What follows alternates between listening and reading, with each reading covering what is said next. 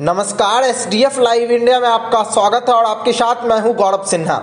PM बनने का सपना सजोकर एनडीए को गुड बाय कहते हुए महागठबंधन के साथ मिलकर सरकार बनाने वाले बिहार के मुखिया नीतीश कुमार महागठबंधन में जाकर फंस गए हैं या कम से कम बिहार की राजनीति को अपने इर्द गिर्द ही घूमते हुए देखना चाहते हैं, यह कहना तो शायद जल्दबाजी होगी। लेकिन यह तय है कि महागठबंधन में आने के बाद से बिहार के मुखिया पद को छोड़ने का प्रेशर तो नीतीश कुमार पर है ही। आने वाले लोकसभा चुनाव में उन्हें जीती हुई कुछ सीटें सहयोगी दलों के नाम कुर्बान भी करनी होगी। सीटों के हिसाब से बिहार में नीतीश कुमार भले ही सबसे बड़े भाई हों, लेकिन महागठबंधन या यूं कहें कि इंडिया गठबंधन की ड्राइविंग सीट पर लालू बैठे हुए हैं। यही कारण है कि कांग्रेस के साथ साथ सीपीआई और सीपीआई-एमएल को जो कुछ कहना होता है वह लालू से ही कही जाती है। सीपीआई जहां 2 सीटों पर दावा कर रही है, वहीं सीपीआई-एमएल 4 सीटें मांग रही है। सीपीआई-एमएल के दीपांकर भट्टाचार्य जहानाबाद, सिवान, काराकट और आरा की सीट पर दावेदारी को लेकर राजद सुप्रीमो लालू प्रसाद यादव को पत्र पर पत्र लिख रहे हैं। कांग्रेस 10 सीटों के डिमांड पर अड़ी हुई है। ऐसी स्थिति में नीतीश को कुछ सीटें कुर्बान जहां करनी होगी, वहीं 17 सीटों को बचाए रखना उनके लिए बड़ी चुनौती होगी। हालांकि लगता नहीं है कि 5 राज्यों का चुनावी परिणाम आने तक बिहार में सीट शेयरिंग का मामला सुलझेगा, लेकिन 3 दिसंबर के बाद बिहार सहित पूरे देश में इंडिया गठबंधन में सीट शेयरिंग को लेकर हाय तौबा मचना तय है। वैसे लालू और नीतीश के बीच चल रही जबरदस्त राजनीति के कारण तरह तरह के कयास लगाए जा रहे हैं। स्थिति यह है कि किसी भी खुले मंच से ना ही लालू नीतीश का नाम लेना मुनासिब समझ रहे हैं और ना ही नीतीश लालू का नाम लेने को तैयार हैं। बात अलग है कि सीएम नीतीश कुमार रह रहकर लालू राबड़ी राज में बिहार की दुर्गति गिनाकर अपनी उपलब्धि बताने से बाज नहीं आ रहे हैं। हालांकि वह कहीं भी लालू राबड़ी का नाम नहीं लेते हैं, लेकिन पूर्ववर्ती सरकार पर हमला करने से बचते भी नहीं हैं। कह सकते हैं कि सीएम नीतीश कुमार लालू को आईना दिखाने के अवसर को गवाते नहीं हैं। इसके पहले विपक्षी एकता के तौर पर गठबंधन के नाम का चयन होने तक राजद सुप्रीमो लालू प्रसाद यादव सहित राजद के कई दिग्गज नीतीश कुमार को पीएम पद का प्रबल दावेदार बताकर उन्हें इस सोच के साथ आगे बढ़ाने की कोशिश कर रहे थे कि वह बिहार की गद्दी तेजस्वी यादव को सौंप देंगे। लेकिन जब राजद को इस बात का आभास हो गया कि राजनीति का चाणक्य कहे जाने वाले नीतीश कुमार 2025 से पहले किसी भी कीमत पर सीएम की कुर्सी तेजस्वी को सौंपकर पीएम बनने की चाहत में केंद्र की राजनीति करने के लिए व्यग्र नहीं होंगे, तब उन्हें इंडिया गठबंधन में हाशिए पर ढकेलना शुरू कर दिया गया है। वैसे माहौल को भारी होता देखकर नीतीश कुमार तेजस्वी की मौजूदगी में यह जरूर कह देते हैं कि 2025 का विधानसभा चुनाव तेजस्वी यादव के नेतृत्व में लड़ा जाएगा। हाल के दिनों में महामहिम राष्ट्रपति द्रौपदी मुर्मू के समक्ष भाजपा के साथ दोस्ती वाला बयान दिए जाने के बाद बिहार में जब कुछ देर के लिए राजनीतिक तूफान आया तो नीतीश ने तेजस्वी की उपस्थिति में मीडिया पर भड़कते हुए यहां तक कह दिया कि यह हम लोगों का बच्चा है, इसी के लिए ना आप सब कुछ कर रहे हैं। नीतीश द्वारा तेजस्वी के लिए कही गई बात पर लालू ने पत्रकारों के समक्ष भले ही थोड़ी बहुत प्रसन्नता जताई, लेकिन मुंबई में इंडिया गठबंधन की बैठक से पूर्व नीतीश के विरोध में लगाए गए अविश्वसनीय बैनर भी लालू के इशारे पर कांग्रेस की एक बड़ी चाल बताई जा रही है। बावजूद इसके अगर नीतीश ने उस अपमान का भी घूंट पी लिया तो शायद उन्हें इस बात की उम्मीद थी कि पीएम कैंडिडेट न सही संयोजक के तौर पर उनके नाम की घोषणा जरूर होगी। हालांकि ऐसा हुआ नहीं और नीतीश कुमार को इंडिया गठबंधन में दरकिनार करने का सिलसिला लगातार चलता आ रहा है।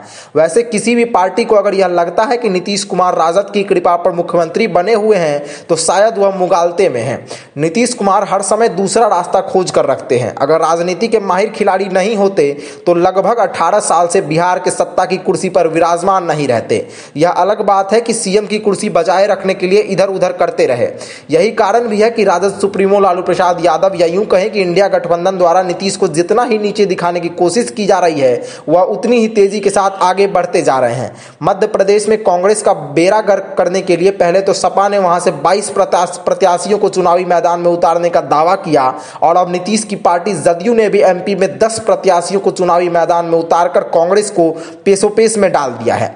बात अलग है कि मध्य प्रदेश में सपा या जदयू का कोई बड़ा जनाधार नहीं है, लेकिन सपा या जदयू के प्रत्याशी चाहे जितनी वोट लाएं, लेकिन नुकसान तो कांग्रेस को ही होना है, क्योंकि नीतीश की पार्टी ने जिन जिन सीटों के प्रत्याशियों के नाम की घोषणा की है वहां से कांग्रेस की जीत हुई है। ऐसी स्थिति में अगर एक बार फिर मध्य प्रदेश में भाजपा की सरकार बनी तो राहुल गांधी की क्षमता पर सवाल तो उठेंगे। दिखेंगे ही। हालांकि कहा जा रहा है कि विपक्षी एकता के सूत्रधार रहे नीतीश कुमार को उस समय ही संभल जाना चाहिए था जब विपक्षी एकता कायम कर गठबंधन के नाम का चयन किया गया था। नीतीश कुमार ने इंडिया शब्द पर ऐतराज जताया, लेकिन उनकी एक नहीं चल सकी। उसके बाद राहुल गांधी की सदस्यता वापस लौटते ही नीतीश कुमार को हाशिए पर धकेला जाने लगा। पीएम उम्मीदवार के तौर पर नीतीश कुमार का नाम तो कभी लिया ही नहीं गया।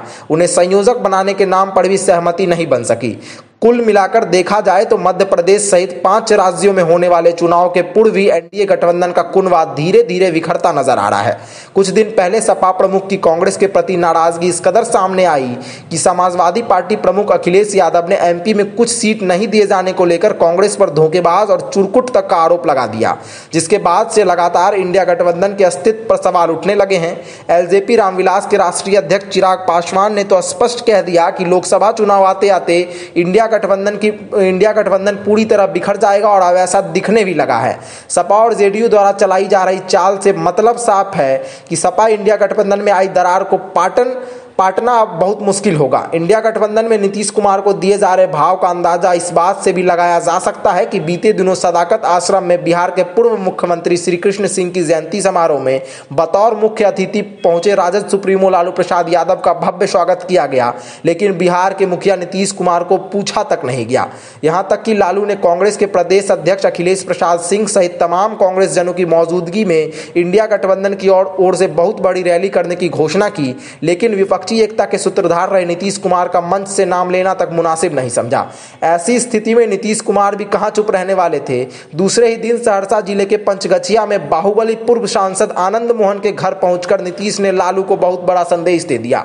उन्होंने आनंद मोहन की मांद में पहुंचकर आनंद मोहन से अपनी नजदीकियों की चर्चा करते हुए यहां तक कह दिया कि राजनीति में आपको जो कुछ अच्छा लगे खुलकर करिए। यह वही आनंद मोहन है जिन्होंने ठाकुर के कुआं को लेकर उपजे विवाद के बीच राजद सांसद मनोज की जुबान राख लगाकर खींच लेने की बात कही थी। इससे भी बड़ी बात यह है कि राबड़ी आवास पहुंचे आनंद मोहन से लालू यादव ने मिलने तक से इनकार कर दिया था। नीतीश कुमार द्वारा आनंद मोहन के घर पहुंचने की भी चहुओर चर्चा है और इस प्रसंग को लालू के नीचे दिखाने की राजनीति से जोड़कर देखा जा रहा है। बहरहाल लालू और नीतीश द्वारा चली जा रही अलग अलग चाल के क्या मायने हैं, इंडिया गठबंधन की सेहत ठीक रहेगी या मोदी को हराने के सपने को सांप सूंघ जाएगा, इस पर सबकी नजर है। धन्यवाद।